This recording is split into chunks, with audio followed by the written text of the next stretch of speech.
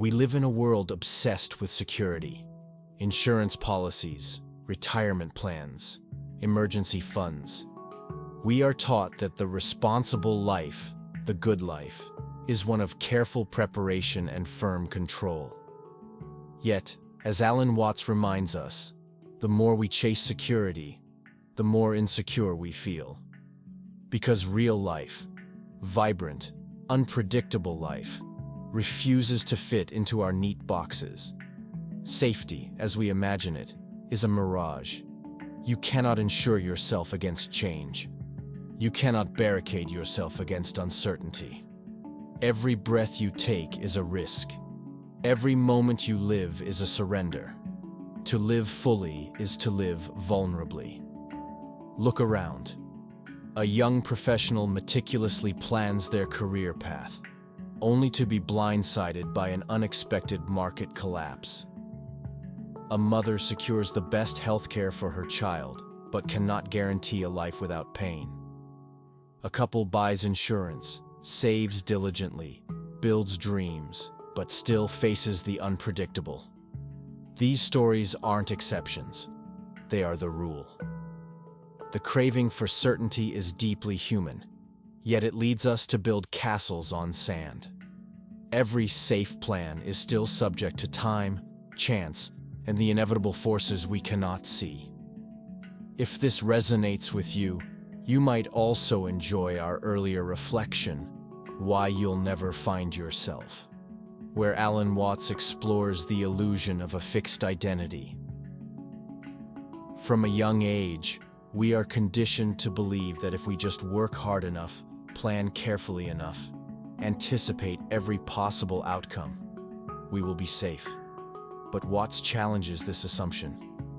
He asks, safe from what? Death? Change? Pain? No amount of preparation can shield us from the fundamental nature of life, its fluidity, its impermanence.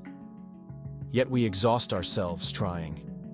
We build careers, fortresses, relationships meant to guarantee emotional safety. We micromanage our futures, our bodies, our reputations, clinging to an illusion that slips further away the tighter we hold it. Control is not mastery. Control is fear in disguise. And the more we tighten our grip, the more brittle our lives become. Consider the entrepreneur who burns out chasing perfect business models to ward off failure, only to miss the real opportunities unfolding around them.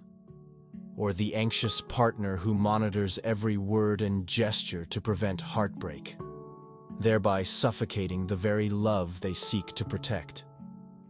True life thrives in adaptation, not in rigid control. Our attempts to script the future often blind us to the gifts of the present. When we let go of our stranglehold on life, we rediscover its creative, living pulse. Anxiety is not caused by the unknown. It is caused by our insistence that the unknown should be known. When we project ourselves endlessly into tomorrow, when we try to script outcomes, predict fates, guarantee results, we abandon the only reality we ever have, this moment. Watts teaches that anxiety is a symptom of our refusal to live here. It is the tension between the flowing river of life and our attempt to dam it up with ideas of how it should go. This is why even when things are objectively fine, we still feel unease. Because the mind is not made to rest in what is. It is busy rehearsing what if. True peace doesn't come from solving the future. It comes from dropping the need to solve it at all. Think of a college student obsessively worrying about job prospects before graduation, losing sleep, and missing out on the richness of their final year. Or a parent so focused on their child's future success that they forget to enjoy the small, fleeting moments of their child's present laughter. The future, by definition, does not exist. It is a mental projection, And the more we attempt to control it, the more distant we become from the life that is already unfolding perfectly, moment by moment. The financial market can crash. Relationships can end. The healthiest bodies can get sick. Loved ones can disappear in an instant. None of this is cruelty. None of this is a mistake. It is simply the nature of a world built on impermanence. But because this reality frightens us, we create stories. Stories about arriving someday at a point of unshakable happiness. Stories about earning peace through effort and virtue. Stories about finding someone who will never hurt us. These stories soothe us temporarily, but they are just that, stories. And clinging to them only deepens our fear when life inevitably breaks the script. Security is not a place you reach. It is a fantasy you temporarily believe. Look at modern marketing. It sells happiness insurance in every product. Buy this car, this phone, this skincare regimen, and you will achieve lasting peace. But no external object can shield you from inner unease. Or think of the social media illusion. Perfectly curated feeds suggesting that if you live correctly, you can avoid heartbreak, loss, or confusion. Yet the very influencers projecting certainty behind the scenes confess to anxiety and burnout. One of the most dangerous myths we inherit is the myth of having it all figured out. That one day, if we do everything right, we will be above suffering, above doubt, above vulnerability.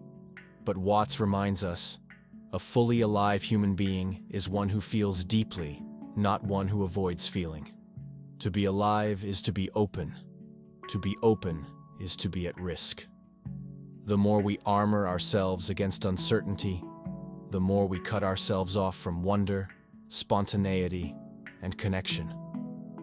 It is not your job to eliminate fear.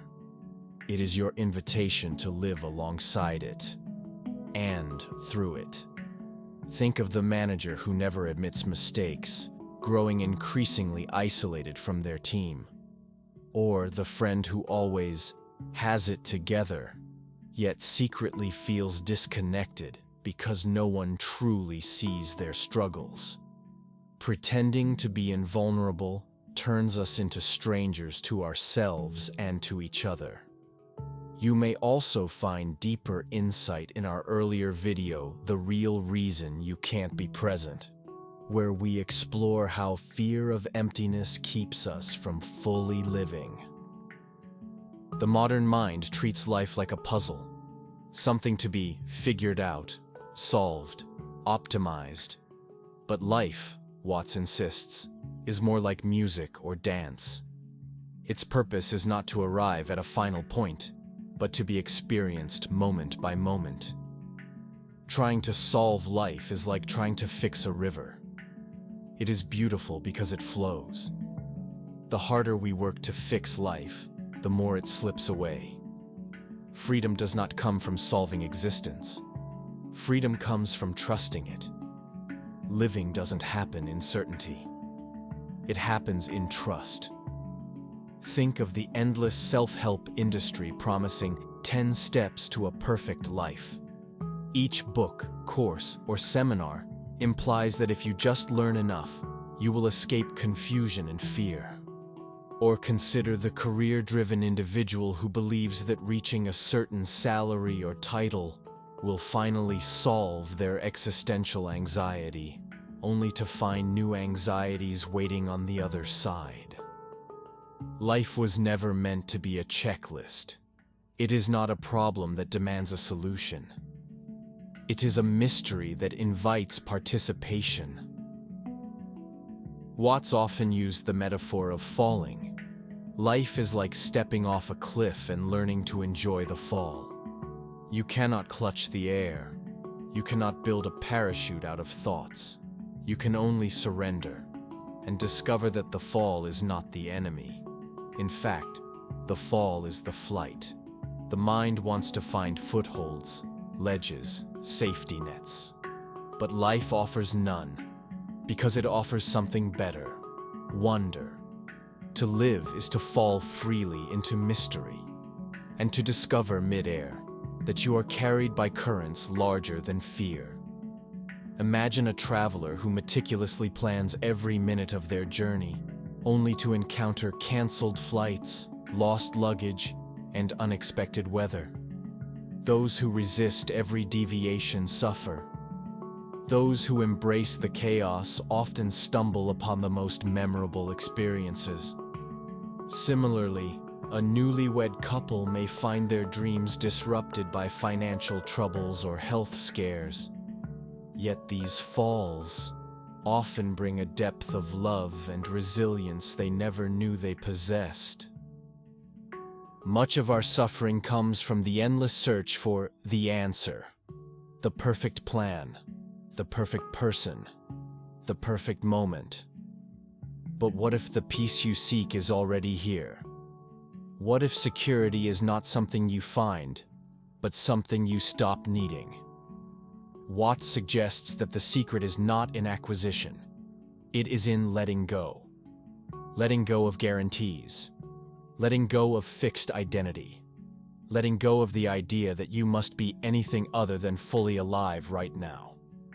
In letting go, you fall, not into chaos, but into deeper belonging. Picture a creative artist who abandons the obsession with success and returns to making art for its own sake, and suddenly finds fulfillment and, paradoxically, external recognition. Or a middle-aged person who stops chasing an idealized lifestyle and instead begins to savor the small, imperfect joys of ordinary days. When we cease the frantic search, we find that life had been offering itself to us all along. We were simply too busy looking elsewhere. Insecurity is not a flaw. It is not something to cure. It is proof that you are alive. It is the doorway to creativity, intimacy, compassion. If everything were guaranteed, what would move you? What would humble you? What would open you to awe? To be insecure is to be human. To embrace insecurity is to embrace life on its own terms.